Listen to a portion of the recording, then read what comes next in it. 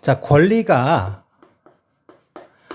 저희가 이제 권리에 대해서 얘기를 하고 있는데요. 이 권리라는 게, 그냥 한번 이제 권리가 있다라고 해서 계속 권리가 있는 건 아니거든요. 이 권리 자체가, 다른 뭐 생명체와 마찬가지로 이것도 권리가 생겨나서, 그리고 변화를 하다가,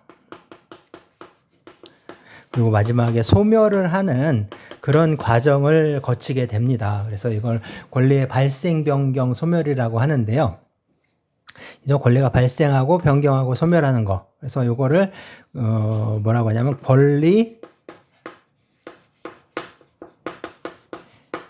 변동이다 이렇게 부릅니다. 권리 변동 이렇게 부르고요. 이건 권리를 중심으로 해서 본 거고, 그럼 권리를 갖고 있는 권리자를 중심으로 이해를 하게 되면, 권리는 권리자가 이제 얻는 거죠. 그래서 취득한다라고 얘기를 해요. 권리를 취득하고, 권리가 또 변화하다가, 그죠? 바뀌다가 마지막으로 권리를 상실하는 그런 과정을 거치게 돼요. 그래서 이 권리자를 중심으로 하면 어떤 거죠? 취득, 변경, 상실이니까.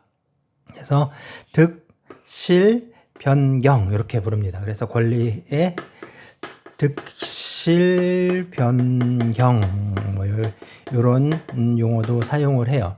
그래서 권리 변동이란 권리를 중심으로 바라본 거고요. 득실, 변경은 권리자를 중심으로 이렇게 본 건데요. 간혹 옛날 판례 같은 것을 보다 보면 득실, 변경 대신 득상, 변경이라는 용어를 사용하기도 하거든요. 득상, 변경 같은 말입니다. 그래서 득상, 변경 이렇게 이제 부르고 있는 옛날 판례도 있어요. 어쨌든 득실, 변경, 권리자를 중심으로 이해한 거고, 권리를 중심으로 이해하게 되면 권리의 발생, 변경, 소멸을 권리 변동이라고 이렇게 본다라고 할 수가 있어요. 네, 그러면 어떤 것들이 있느냐, 이제 먼저 권리가 발생하는 경우인데, 권리를 취득하는 경우죠. 권리를 취득하는 거는 아무것도 없는 데에서 권리가 이제 발생하는 거, 그죠? 권리가 발생하는 거, 아무것도 없는 데에서 권리가 처음으로 생겨나는 게 있어요. 그죠? 그래서 이것을 처음으로 한다. 원시 취득이라고 합니다. 원시 취득. 네, 그러니까 집을 새로 지으면, 그죠? 없던 데에서 집을 한 채 새로 지으면 집에 대한 소유권이 새로 생겨나는 거죠. 그래서 이것을 권리의 원식 취득, 이거 그래서 발생인데, 이게 이제 처음으로 생겨난 거니까 절대적 발생이라고 이렇게 부르기도 합니다. 네. 절대적 발생 이렇게 부르기도 하고요. 그 다음에 권리가 이것처럼 처음으로 생겨난 게 아니라 다른 누군가로부터 권리를 얻게 되는 경우, 그것을 승계 취득이라고 이렇게 부르게 돼요. 그래서 승계 취득. 그래서 승계 취득은 그래서 그 권리를 다른 사람으로부터 그러니까 옮겨받는, 그죠? 그래서 이전을 통해서 받는 이전적 취득 있고요. 그 다음에 또 하나는 권리를 이제 주로 담보물권이나 뭐 이런 것처럼 권리를 설정하면서 취득하게 되는 설정적 취득, 이런 게 있어요. 그리고 이제 이전적 취득은 그 권리를 어떤 특별한 그 권리, 그래서 특별한 권리만 그거 하나만 딱 다 받는 특정 승계가 있고, 그 다음에 그 권리 전체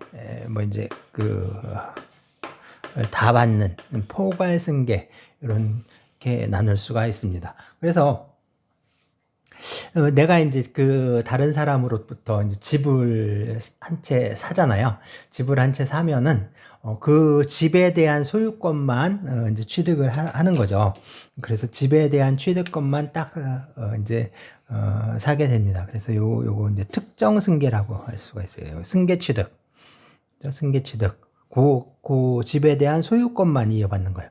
근데 이제 재산을 상속받는 거는 이제 뭐 어떤 특정한 재산권뿐만 아니라 모든 피상속인 돌아가신 분의 모든 재산적 권리와 의무를 모두 이제 승계하게 되는데, 이런 걸 이제 포괄승계라고 하죠. 그래서 포괄승계라고 합니다. 그 다음에 설정적 취득 같은 경우에는 뭐 이제 예를 들어서 그게 이제 그 토지 위에 이제 다른 사람의 이제 집을 이제 소유하기 위해서, 그러니까 다른 사람의 토지인데 내가 그 다른 사람의 토지 위에 내 집을 한 채 짓기 위해서는 여기 이 토지에 지상권이라는 권리를 설정을 해야 합니다. 그래서 지상권이라는 권리를 설정해야 되는데, 이때 이제 지상권을 설정하는 그런 거, 이런 게 바로 이제 설정적 취득에 해당해요. 그러니까 지상권이 뭐냐면 땅 위에 그죠? 보시면 다른 사람의 이 지상권이에요. 지상권. 토지 위에 어떤 권리를 주는 건데, 예컨대 이제 다른 사람의 토지 위에 내 건물이나 이런 것들을 소유하기 위해서 이제 이 건물주, 그죠?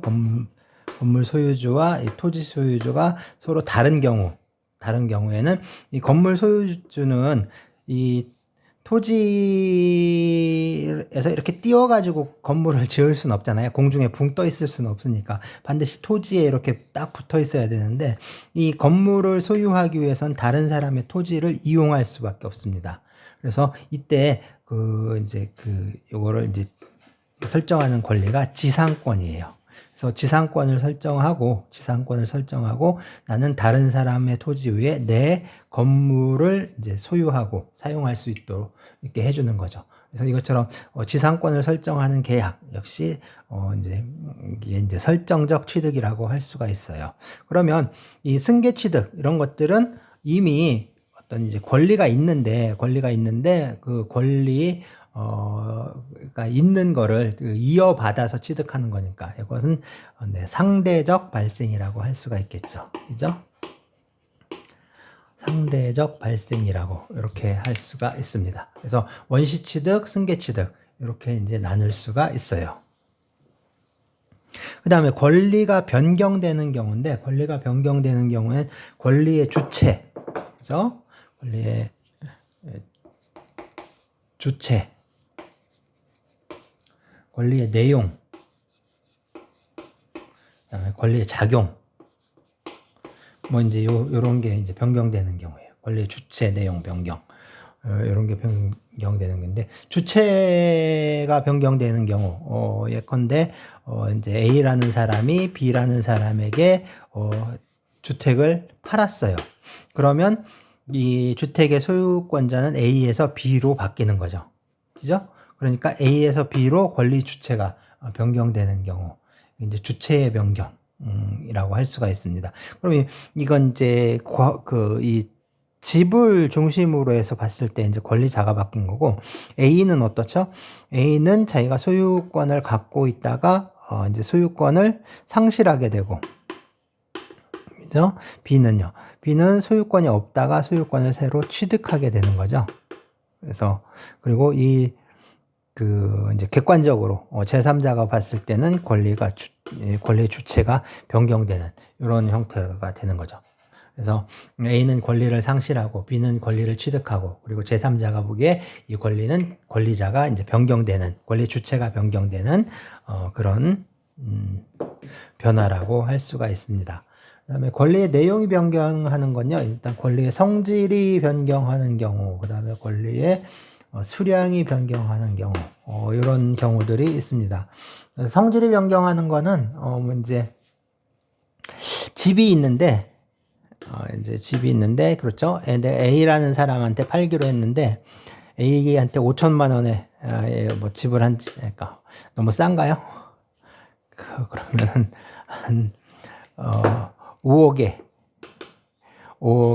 이제 집을 팔기로 했어요. 그랬더니 이제 B라는 사람이 나타나가지고 나는 7억에 살 수 있어. 그래서 7억에 사겠다 그런 거예요. 그러면은 A랑 이미 계약을 했는데 어때요? B가 더 많은 그 돈을 준다고 값을 쳐준다고 하면은 B한테 팔게 되죠. B한테 팔게 되니까 이 계약은 어떻게 되죠? 계약은 흔히 말해서 이제 그 이행을 할 수가 없게 된 거죠. 그러니까 A는 이 집주인이 계약을 이행하지 않아서 손해를 보게 되죠.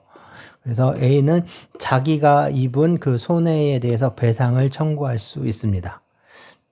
손해배상을 청구할 수 있습니다. 그러면 원래 이 계약이 제대로 이루어졌다면 A는 이 집에 대해서 소유권을 이전하라라는 청구권을 갖고 있었는데, 그죠? 소유권 이전 청구권이라는 권리를 갖고 있었는데, 이제 소유권을 이전할 수가 없게 돼요. 왜냐하면 B라는 사람에게 팔아가지고 B라는 사람이 소유권을 취득해 버렸거든요.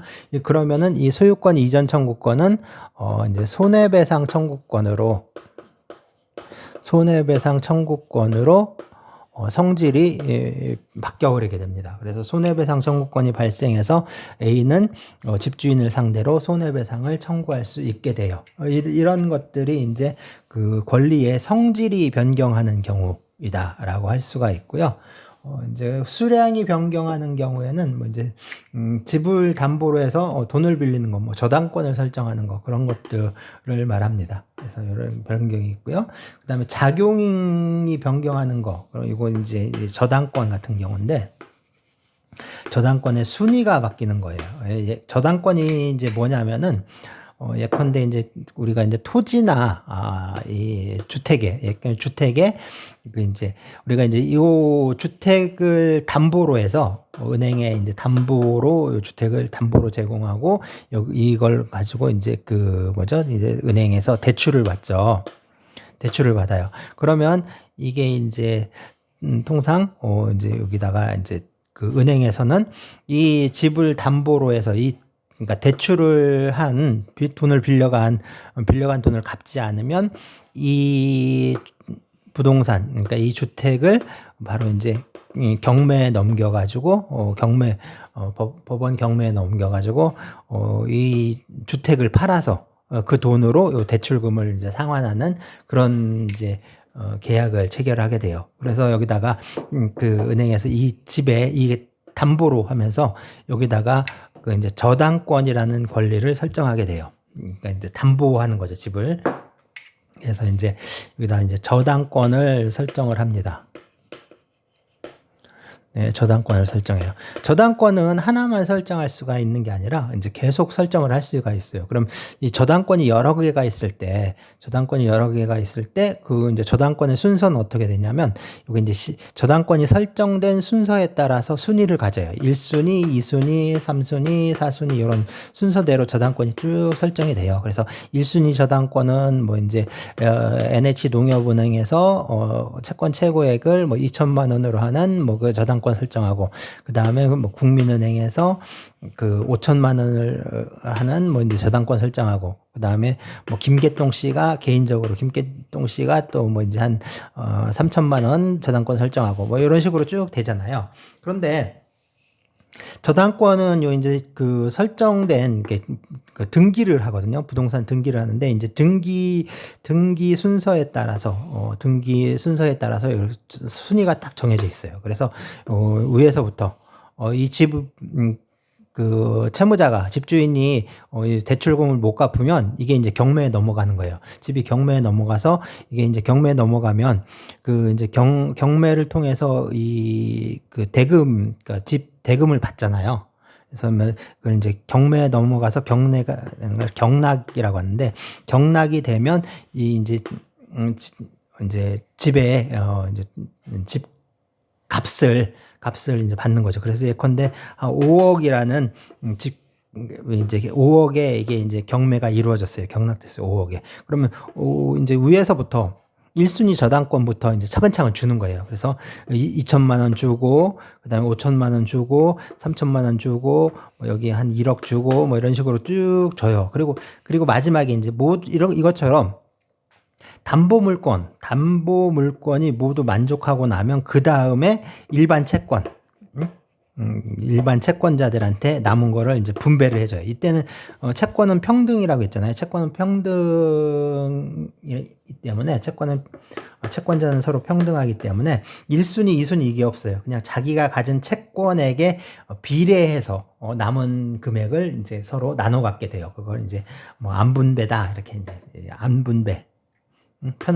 보통 이제 안분배 뭐 이렇게 얘기를 해요. 그래서 이제 똑같이 나눠 갖게 됩니다. 그러면 이 저당권이 근데 봐봐요. 누가 1순위 저당권이 빚을 갚잖아요. 그럼 이 1순위 저당권이 사라지게 돼요. 농협 빚을 갚으면 농협 저당권은 사라져요. 그러면 요게 이제 그다음에 1순위가 되는 거죠. 여기 2순위, 3순위 이렇게 이제 순위가 변경이 되는 것을 말합니다. 그래서 작용이 변경하는 경우는 바로 이렇게 이제 순위가 변경하는 경우 이런 것들을 말합니다. 자, 이제 권리가 소멸하는 경우예요. 권리를 상실하는 경우죠. 그래서 권리가 소멸하는 경우. 이제 권리를 우리가 취득할 때, 이제 권리가 이제 원시 취득, 그 다음에 승계 취득 했었고, 그 다음에 뭐 이제 소유권의 이제 절대적 발생 또는 상대적 발생 이렇게 얘기를 했는데, 보시면 이것 역시 절대적으로 소멸하는 경우. 그 다음에 상대적으로 소멸하는 경우가 있습니다. 그래서 요게 주택이 한 채 있는데 요거 집주인이 A, 집주인이 요거를 B라는 사람에게 팔았어요. 그러면 소유권이라는 권리는 A에게서 B에게로 이전을 하죠. B에게로 이전하죠. 그럼 A가 봅시다. A는 소유권을 상실하게 되죠. 소유권이 이제 A에게서 소멸합니다. 근데 이 소유권은 그러니까 B라는 사람이 취득을 하게 되잖아요.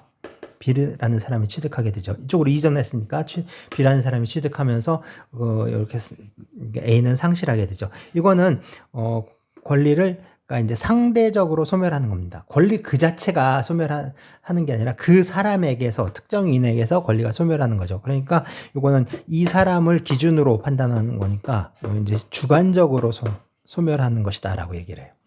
주관적으로 소멸한다. 그러니까 그 사람을 기준으로 판단하는 게 바로 주관이에요. 자, 그렇지 않고 이게 이제 불이 났어요. 큰 불이 나가지고 집이 다 타버린 거야. 이 집이 그냥 다 탔어요. 집이 다 타버리면 이제 집이 없어졌잖아요. 그러니까 이제 소유권의 대상이 되는 그 물건이 없어졌으니까 소유권은 없어지게 되죠.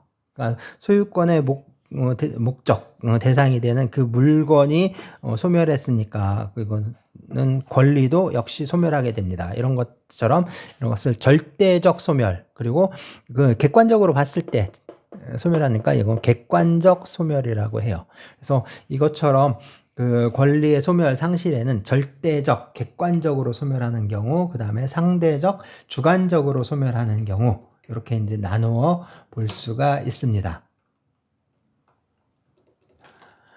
자, 그러면 중요한 거는 이제 권리가 왜 이렇게 변동하느냐, 무엇 때문에 변동하느냐라고 할 수가 있거든요. 그래서 권리가 왜 변경이 됐는가, 즉 권리 변동의 원인이 무엇인가, 뭐 이런 문제를 좀 살펴봐야 되는데요. 우리가 이제 하나의 사례로 우리가 이제 친구에게 자전거를 하나 파는 계약을 했다라고 합시다. 그러니까 친구에게 나와 친구가 있어요. 그래서 친구에게 자전거를 20만 원을 받고 친구에게 자전거를 팔기로 이렇게 이제 계약을 했습니다. 그래서 이제 그 자전거를 넘겨주고 20만 원을 받겠죠. 그러면 자전거의 소유권은 나에게서, 그죠? 친구에게로 이전을 하게 돼요. 객관적으로 보면. 그리고 이제 주관적으로 보게 되면 나는 자전거의 소유권을 상실을 하고 친구는 자전거의 소유권을 취득하는 그런 결과가 발생을 하죠. 이것처럼 이런 게 바로 이제 권리의 변동인데, 권리가 변동한 것인데 이 권리는 왜 변동했는가? 왜 소유권이 왜 바뀌었는가? 소유권이 왜 바뀌었는가? 그죠? 소유권은 왜 바뀌었을까요? 바로 나와 친구가 자전거의 소유권을 변경하기로 서로 원했잖아요. 즉, 소유권 변경의 의사가 있었어요. 의사. 소유권 변경, 그러니까 사고 파는 의사가 있었죠. 의사인데 이건 의사라는 거는 그래요. 의사, 이거. 의사예요, 의사. 그러니까 사람 속에 있는 생각이에요, 생각. 생각은 그냥 그 자체로 있으면 뭐 아무런 문제가 되지 않죠. 근데 내가 속에 무슨 생각을 하든 그건 이제 사람들이 모르잖아요. 그러니까 이 의사는 상대방에게 이제 바깥으로 이제 표시가 되어야지 상대방이 알겠죠. 그래서 이제 뭐 이제 친구가 자전거를 보더니 아우 그 자전거 이제 내가 타고 싶다. 나한테 팔아라라고 이렇게 먼저 얘기를 해서 20만 원에 팔아라. 그래서 나는 친구한테 그래 그러면 내가 한 20만 원 받고 너한테 팔게. 이렇게 한 거죠. 그래서 그러니까 친구의 의사 표시가 있었고 자전거를 사고 싶다. 나는 그래서 그래 내가 너한테 팔을게 라는 의사표시가 있었죠. 자, 그래서 두 개의 의사표시, 그러니까 두 사람의 어떤 생각이 서로 딱 맞아떨어졌어요. 맞아떨어진 거죠. 그래서 합의가 있은 거죠. 합의가 있었어요. 의사표시가 서로 합치한 거야. 두 개가 합쳐진 거야. 그래서 있었어요. 근데 여기서 먼저 있었던 의사표시를 우리가 청약이라고 하고요. 청약. 그러니까 의사표시가 앞서 있는 거, 시간적으로 앞서 있는 걸 청약이라고 하고, 그래서 청약의 의사표시가 있었고, 요 나중 거를 승낙이라고 해요. 그래서 청약과 승낙이 일치하는 거, 그게 바로 이제 합의인 거죠. 그래서 이 청약과 승낙이 일치함으로써 바로 계약이라는 게 성립을 하게 됩니다. 계약이라는 게 성립을 하게 돼요. 그래서 계약이란 청약과 승낙의 의사표시가 서로 합의하는 것, 그것을 말해요. 그래서 둘이 뭐에 대해서 합의를 한 건가요? 이 자전거를 사고 팔기로 매매 계약을 하기로 이제 합의를 한 거죠. 다른 말로는 자전거의 소유권을 변경하는 내용에 대해서 서로 합의를 한 겁니다. 합의를 했어요. 자, 그러면 소유권이 왜 변경됐을까요? 소유권이 변경된 거는 바로 뭐에 의해서요? 바로 이 둘이 계약, 즉 의사표시가 서로 일치했으니까 계약에 의해서 소유권이 변경되는 효과가 발생을 한 거죠. 이것처럼 이렇게 발생된 효과가 발생하는 거예요. 그래서 이거를 일단 우리가 이제 원인이라고, 그리고 이거를 이제 결과라고 이렇게 이제 부를 수도 있긴 있는데 원인과 결과라고 부르진 않거든요. 그래서 이건 좀 다른 말로 부릅니다. 그래서 예를 들어서 이제 우리가 그 전에 뭐냐면 사실과 당위에 대해서 사실의 구조, 규범의 구조 이렇게 얘기를 했었죠. 사실과 어떤 규범 또는 당위의 구조가 약간 서로 다르다 이런 말씀을 한 적이 있었어요. 그럼 사실의 경우 예컨대 이제 불이 나는 경우, 그래서 종이에 불을 붙이면 잘 타죠. 그래서 이제 이 경우에 보면 종이가 필요해요. 불이 나려면 종이가 필요하고, 그래서 종이에 불을 붙이면 타는데 이제 종이가 있어야지 되겠죠. 다른 말로는 이제 가연성 물질이라고 합니다. 가연성 물질. 가연성 물질이 필요해요. 그 다음에 뭐가 있어야 되죠? 불이 나려면 산소가 필요하죠. 산소. 이게 뭐예요? 조연성 가스라고 해요. 그러니까 연소를 돕는 가스. 조연성 가스. 조연성 가스가 필요해요. 마지막으로 불씨가 있어야 돼요. 그죠? 이거 이제 점화원. 불을 일으키는 점화원이 있어야 돼요. 자, 이렇게 세 가지가 갖추어지면 불이 나요. 바로 이게 이제 여기서 불이 나서 바로 타버린다고요. 즉 불에 타는, 즉 연소라는 게 일어나요. 연소. 그럼 연소는 왜 일어난 거죠? 이게 결과잖아요. 불에 탄다라는 하나의 결과. 이 결과는 이 원인이 불이 났다는 불을 이제 불의 원인이 돼서 타는 불에 탔다라는 게 이제 결과가 나타나죠. 그리고 그럼 종이, 산소, 불씨, 가연성 물질, 조연성 가스, 점화원 뭐예요, 이거는 바로 원인을 구성하는 조건들이죠. 그죠? 이거는 조건이에요, 조건. 원인을 구성하는 조건. 즉, 원인을 구성하는 조건들이 서로, 이제 제대로 결합을 하면서 조건이 이제 맞춰지면서 바로 이제 불이라는 원인이 발생하고 그래서 불이 타는 이제 결과가 이렇게 되는 거죠. 그래서 결과는 이제 원인에 의해서 이루어지게 되는데 원인에 의해서 그리고 요거는 그러니까 원인을 구성하고 있는 조건들이 서로 맞아 떨어지면서 바로 이렇게 이제 결과가 발생해요.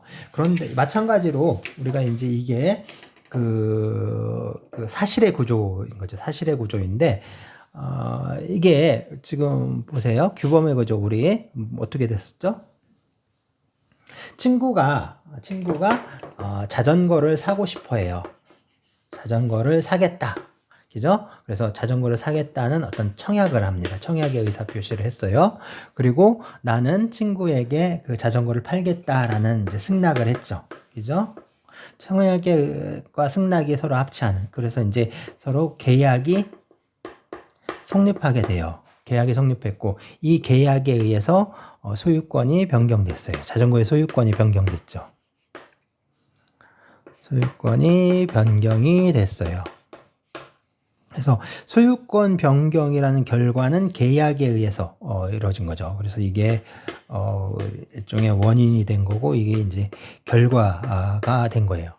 그죠? 그래서 소유권 변경의 결과는 계약에 의해서 이루어졌고 이 계약은 그 소유권 변경이라는 결과를 발생시킨 원인입니다. 그리고 이 원인을 구성하고 있는 조건은 바로 청약과 승낙이라는 의사표시. 이게 두 개가 서로 맞아떨어진 그죠?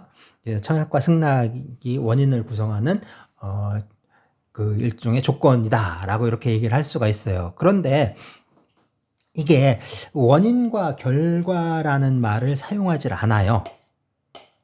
원인과 결과라는 말을 사용하지 않아요. 왜냐하면 그 불이 나서 그러니까 종이에 불을 붙이면 이제 불이 나가지고 종이가 다 타는 거는 이 지구상 어디를 가든 다 똑같이 일어나죠. 똑같은 조건이면 똑같은 결과가 똑같은 조건이면 그 결과가 똑같이 발생을 해요. 똑같이 발생해요. 그죠? 그렇지만 지금 자전거를 사고 파는 이런 어떤 법률적인 문제 있죠. 법적인 문제는 모두 똑같지 않다는 거예요. 똑같지 않아요. 예를 들어서 도둑질을 한 건 어느 나라나 다 도둑질을 하면 처벌을 받습니다. 그렇지만 우리나라는 타인의 재물을 절취한 자는 해서 6년 이하의 징역에 처한다라고 해서 6년 이하의 징역에 처하도록 하고 있는데 이게 그럼 모든 나라들이 다 이렇게 하고 있느냐? 그렇지 않거든요. 각 나라마다 다 다릅니다.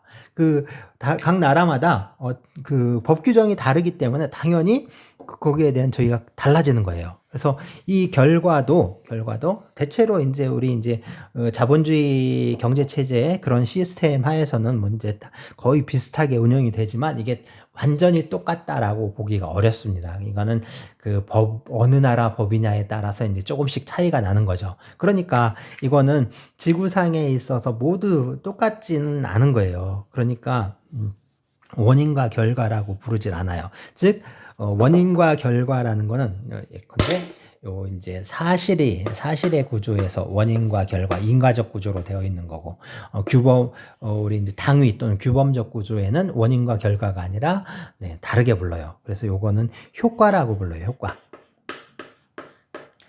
그래서 이제 법적인 효과니까 이게 법률 효과라고 불러요. 그러면 이게 어디에서, 이 결과 어디서 왔느냐? 이거는 요건이라고 해요, 요건. 그래서 법률 효과를 발생시키는 게 요건이에요. 그러니까 법률 효과니까 이건 또 법률 요건이라고 합니다. 법률 요건, 법률 요건에 의해서 법률 효과가 발생한다라고 해요. 그러니까 원인과 결과라고 이해를 하면 생각하면 되는데 원인과 결과를 그러니까 이제 원인과 결과라는 용어를 사용하지 않는 거예요. 규범적 구조에서는 즉 이 당위적 구조에서는 원인과 결과가 아니라 요건과 효과라는 말을 사용합니다. 그리고 이제 길게 들이면 법률 요건, 법률 효과라고도 해요. 이걸 줄이면 그냥 요건 효과라고 하고요. 그리고 청약과 승낙, 이 법률 요건을 구성하고 있는 요거는 예컨대 이제 이거 법률 요건을 다른 말로는 이거는 이제 구성 요건 또는 구성 요건이라고도 하거든요. 구성 요건. 이거 법률 요건을 구성 요건이라고도 하는데 이 구성 요건을 이제 하고 있는 거니까 이건 요소라고 해요. 그래서 구성 요건 요소, 법률 요건 요소. 라고 해요. 구성 요건 요소 이렇게 불러요. 그러니까 이제 사실의 구조와 이 규범의 구조가 좀 이제 이렇게 이제 차이가 나는 겁니다. 그래서 사실의 구조와 규범의 구조가 다르기 때문에 부르는 명칭이 좀 달라지는 거예요.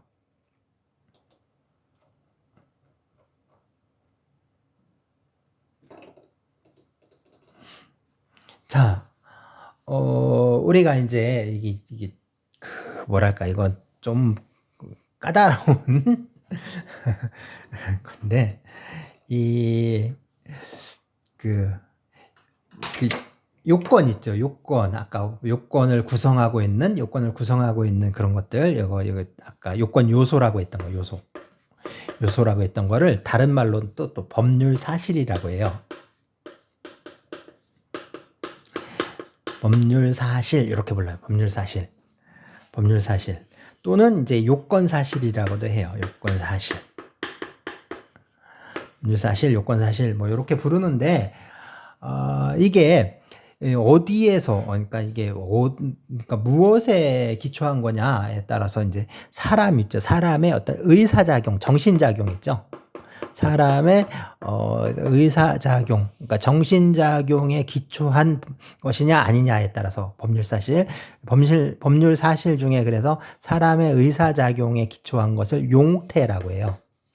말이 좀 어렵죠. 용태라고 하고 그 다음에 사람의 의사작용에 기초하지 않은 거는 사건이라고 해요. 사건.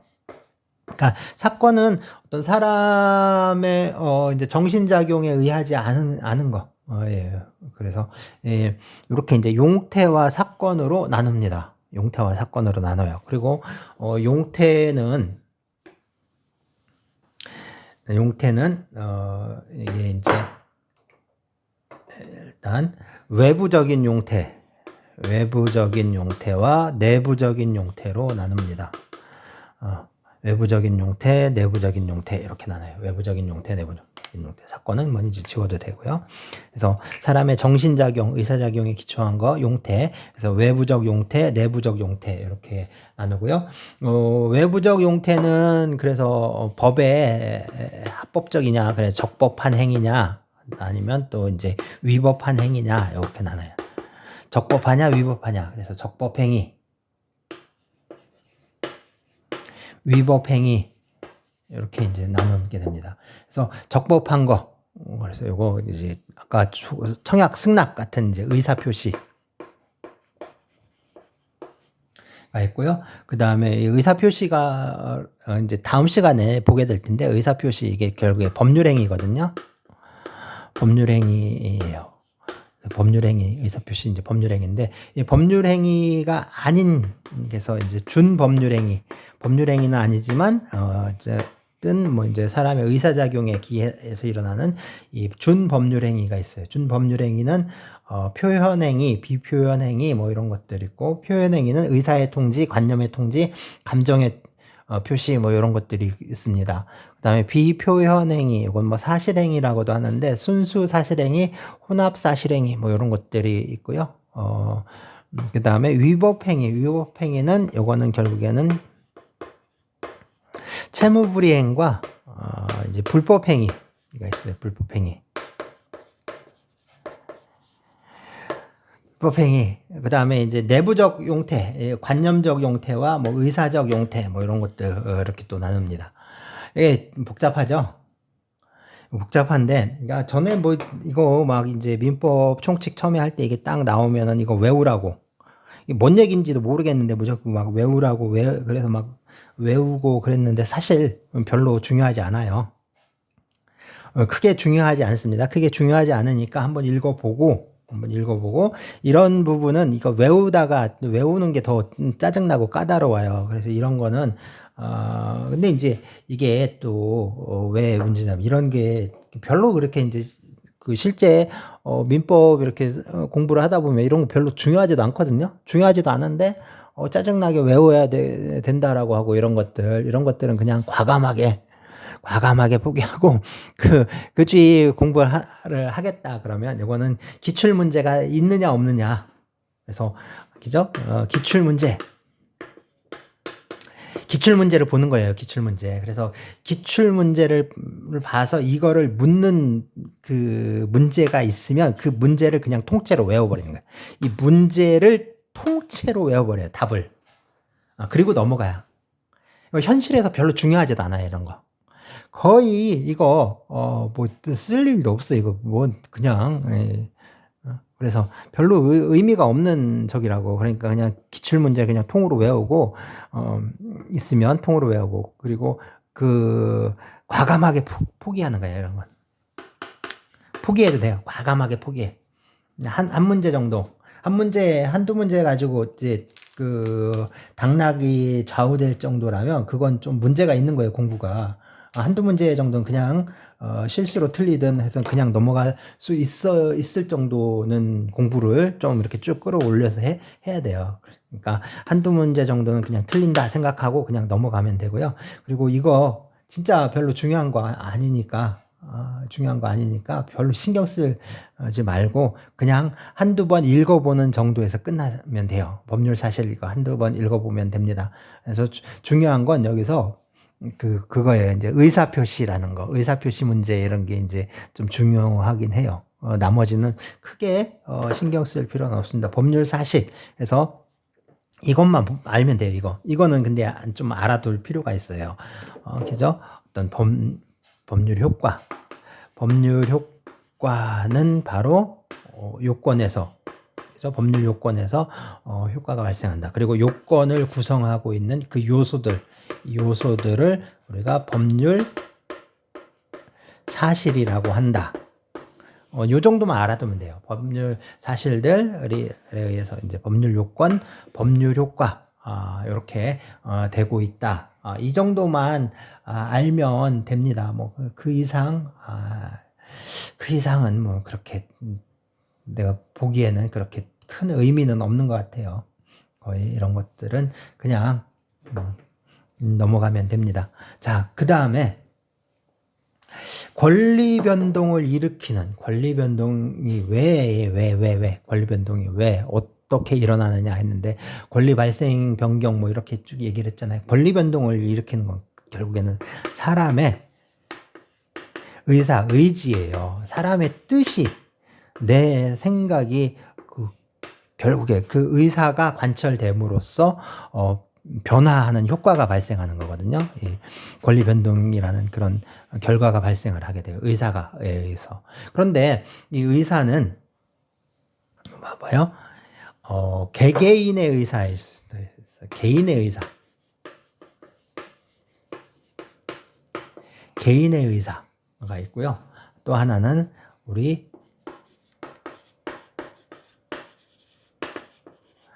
법 공동체의 의사가 있어요. 개인의 의사와 법 공동체의 의사가 있습니다. 이 개인의 의사는 진짜 그 한 사람 한 사람의 시민의 그 사람의 어떤 권리 주체의 의사예요. 권리 주체의 의사예요. 결국 이거는 어떻게 되냐면 이거는 아까 본 것처럼 계약을 통해서 구체화가 됩니다. 계약 또는 이게 다른 말로는 이제 법률 행위라고 할 수 있는데요. 법률 행위. 의해서 이제 이루어지게 돼요. 그래서 이 계약에 의해서 권리가 변동되는 거예요. 권리가 발생, 변경, 소멸하는 거죠. 그럼 법 공동체의 의사는 뭐냐? 법 공동체의 의사, 이거는 내 개인의 의사가 아니라 우리 전부의 의사예요. 우리 전부의 의사. 결국에 이건 뭘까요? 법 공동체의 의사. 바로 이게 법이죠. 법. 그래서 법의 규정, 이건 결국에 법의 규정에 의해서 권리가 변동되는 거예요. 그래서 권리 변동이 일어날 때 개인의 의사에 의해서, 계약에 의해서 이루어지는 권리 변동, 이거를 우리가 뭐라고 하냐면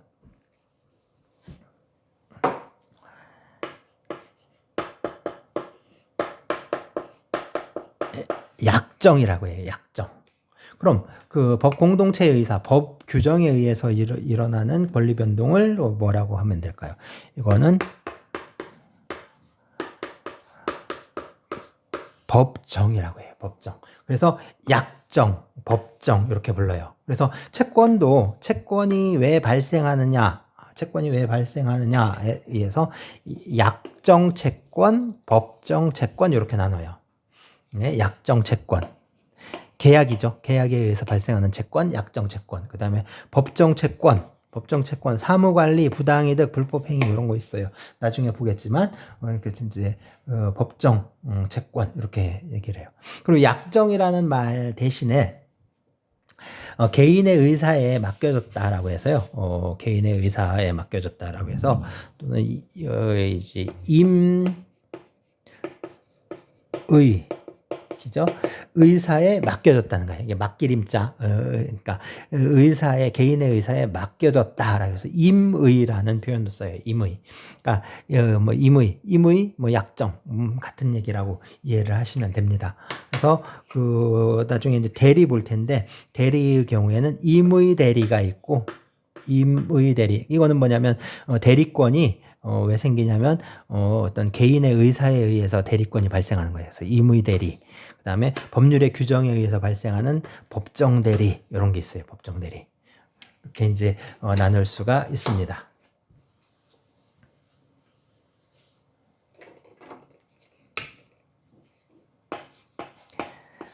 네, 오늘은 여기까지 합시다.